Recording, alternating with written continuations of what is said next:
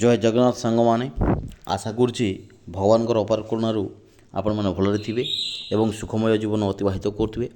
ଆଜି ଆମେ ସାହିତ୍ୟ ସିନ୍ଧୁ ପୁସ୍ତକର ଭୀମଙ୍କ ସିଂହନାଦ ରଡ଼ିର ପ୍ରଶ୍ନାବଳୀକୁ ଆଲୋଚନା କରିବା।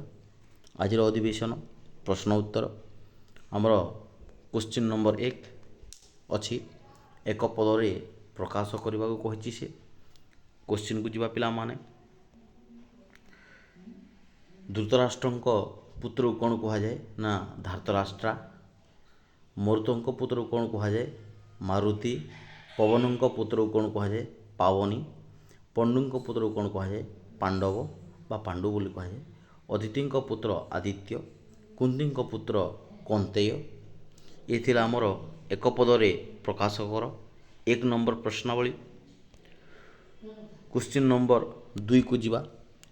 2 ନମ୍ବର କ୍ୱେଶ୍ଚିନ୍ କହିଛି ନିମ୍ନଲିଖିତ ଶବ୍ଦଗୁଡ଼ିକର 2ଟି ଲେଖାଏଁ ପ୍ରତିଶବ୍ଦ। କେତୋଟି ପ୍ରତିଶବ୍ଦ? 2ଟି ଶବ୍ଦ। ଆମକୁ ଶବ୍ଦ ଦେଇଛି। ପ୍ରଥମ ଶବ୍ଦ ହେଲା ଶୂଳଧର। ଶୂଳଧର କହିଲେ ବିଶ୍ୱନାଥ ପଶୁପତିକୁ ବୁଝାଏ ପିଲାମାନେ। ଏବଂ ଦ୍ୱିତୀୟ ଶବ୍ଦ ଅଛି ମର୍ତ୍ତ୍ୟ। ମର୍ତ୍ତ୍ୟର ଅର୍ଥ ହେଲା ପୃଥିବୀ, ଧରଣୀ। ଏବଂ ନେକ୍ସଟ ଅଛି ନଳିନୀ। ନଳିନୀର ଅର୍ଥ ହେଲା ପଦ୍ମ, ପଙ୍କଜ, କମଳ। କମଳ କହିଲେ ମଧ୍ୟ ହେବ ପିଲାମାନେ। ନେକ୍ସଟ ଶବ୍ଦ ଅଛି କମଳା। କମଳା ଲକ୍ଷ୍ମୀଙ୍କୁ ବି ବୁଝାଏ ପିଲାମାନେ, ବିଷ୍ଣୁପ୍ରିୟାଙ୍କୁ ବି ବୁଝାଏ। ସଙ୍କଟର ଅର୍ଥ ହେଲା ବିପଦ, ବିପତ୍ତି। ଯମ, ଯମର ଅର୍ଥ ହେଲା ଦଣ୍ଡାଧାର, କାଳାନ୍ତ। ତ ଯମର ଆହୁରି ବି ଶବ୍ଦ ଅଛି କାଳ, ମୃତ୍ୟୁ, ଦଣ୍ଡାଧାର, କାଳାନ୍ତକ, ଯାହା କହିଲେ ବି ହେବ। ଭର୍ତ୍ସନା କହିଲେ ନିନ୍ଦା, ଅପବାଦକୁ ବୁଝାଏ ପିଲାମାନେ। ଅନ୍ତରିକ୍ଷ କହିଲେ ଆକାଶ, ବ୍ୟୋମକୁ ବୁଝାଏ। ଏବଂ ନେକ୍ସଟ ଯିବା କ୍ୱେଶ୍ଚିନ୍ ନମ୍ବର 3। 3 ନମ୍ବର କ୍ୱେଶ୍ଚିନ୍ କହିଛି ବ୍ୟାସ ବାକ୍ୟ ସହ ସମାସର ନାମ ଲେଖିବାକୁ। ଆମେ ପ୍ରଥମ ଶବ୍ଦକୁ ଦେଖିବା। ପ୍ରଥମ ଶବ୍ଦ ଅଛି ତ୍ରିଲୋଚନ। ତ୍ରିଲୋଚନ କହିଲେ ତିନି ଲୋଚନ। ଲୋଚନ କହିଲେ ଆଖି। ତିନି ଆଖି ଯାହାଙ୍କର ବା ତିନି ଲୋଚନ ଯାହାଙ୍କର ଅର୍ଥାତ୍ ଶିବ। ହେଲା ବହୁବ୍ରୀହି ସମାସ। କାଳାନଳ, କାଳ ଅଟେ ଅନଳ, ଇଏ ହେଲା ତୁମର ଅଭେଦ କର୍ମଧାରାୟ ସମାସ। ନବଦ୍ୱୀପ, ନବଦ୍ୱୀପର ଅର୍ଥ ହେଲା ନବଦ୍ୱୀପର ସମାହାର। 9ଟି ଦ୍ୱୀପର ସମାହାର, ତାକୁ କୁହାଯାଏ ନବଦ୍ୱୀପ। ଇଏ ହେଲା ତୁମର ଦ୍ୱିଗୁ ସମାସ। ସପ୍ତସାଗର, 7ଟି ସାଗରର ସମାହାର, ଇଏ ହେଲା ତୁମର ଦ୍ୱିଗୁ ସମାସ। ନବଦ୍ୱୀପ, ସପ୍ତସାଗର, ଇଏ ହେଲା 2ଟା ଦ୍ୱିଗୁ ସମାସ। ଭୁଜଦଣ୍ଡ, ଭୁଜଦଣ୍ଡ ହେଲା ତୁମର ଭୁଜଦଣ୍ଡ ପରି ଉପମିତ କର୍ମଧାରାୟ ସମାସ। ଏବଂ ଅଜ୍ରାମ୍ବର, ଯାହାର ଜନ୍ମ ମରଣ ନାହିଁ, ତାହାକୁ କୁହାଯାଏ ଅଜ୍ରାମ୍ବର। ଅଜ୍ରାମ୍ବରର ଅର୍ଥ କ'ଣ?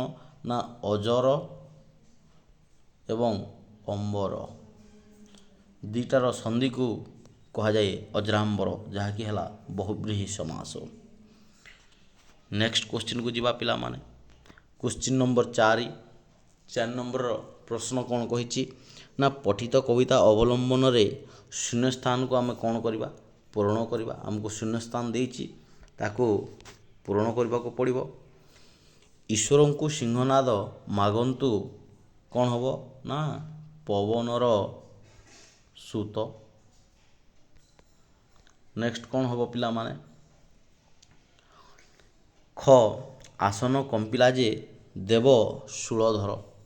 ଇଏ କ'ଣ ହେଇଯିବ? ଇଏ ହେବ ତୁମର ଦେବ ଶୂଳଧର। ଗ ନମ୍ବର ପ୍ରଶ୍ନକୁ ଯିବା ପିଲାମାନେ। ପାର୍ବତୀ ବୋଇଲେ ଭୀମସେନ ଆମ୍ଭ ଉପକାରୀ। ଏହାର ଉତ୍ତର କ'ଣ ହେବ? ନା ଉପଗାରୀ।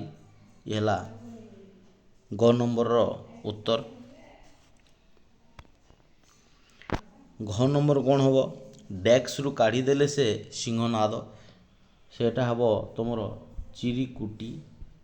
ଚିରିକୁଟିରୁ କାଢ଼ିଦେଲେ ସେ ସିଂହନାଦ। ନେକ୍ସଟକୁ ଯିବା 1 ନମ୍ବର। ଡେକ୍ସ ଆସି ପ୍ରବେଶ ହୋଇଲା ବ୍ୟାସ ସରୋବର ତୀରେ। ଏ ହେବା ତୁମର ଅନ୍ତରୀକ୍ଷେ ଆସି ପ୍ରବେଶ ହୋଇଲା ବ୍ୟାସ ସରୋବର ତୀରେ। ନେକ୍ସଟ ଯିବା ପିଲାମାନେ 6 ନମ୍ବର। ଡେକ୍ସ ମାରି ବାହସ୍ଫୋଟ ଗର୍ଜୁଣ ବେଗେ ଉଠି। ଏ ହେବ ତୁମର ବକ୍ଷସ୍ଥଳେ। କେଉଁଠି ସେ ମାନେ ବାହସ୍ଫୋଟ ମାରୁଥିଲା? ନିଜ ବକ୍ଷସ୍ଥଳରେ। ନେକ୍ସଟ ଯିବା ପିଲାମାନେ ବୋଇଲୁ ଯେ ଭୀମର 7 ରଡ଼ି। କେତେ ରଡ଼ି? ନା 7 ରଡ଼ି ସହିବାକୁ ସେ କହିଥିଲା। କିଏ? ନା ଦୁର୍ଯ୍ୟୋଧନ। ନେକ୍ସଟ ଯିବା କଦଳୀ ପତ୍ର ପ୍ରାୟ କମ୍ପଇ ମହାତମୀ। ଇଏ ହେଲା ତୁମର 4 ନମ୍ବର ପ୍ରଶ୍ନ ପିଲାମାନେ। ଆଜି ପାଇଁ ଏତିକି। ଆଉ ଗୋଟେ ଥର ଆମେ 4 ନମ୍ବରକୁ ଟିକେ ଦେଖିଦେବା। ଈଶ୍ୱରଙ୍କୁ ସିଂହନାଦ ମାଗନ୍ତୁ ପବନର ସୁତ।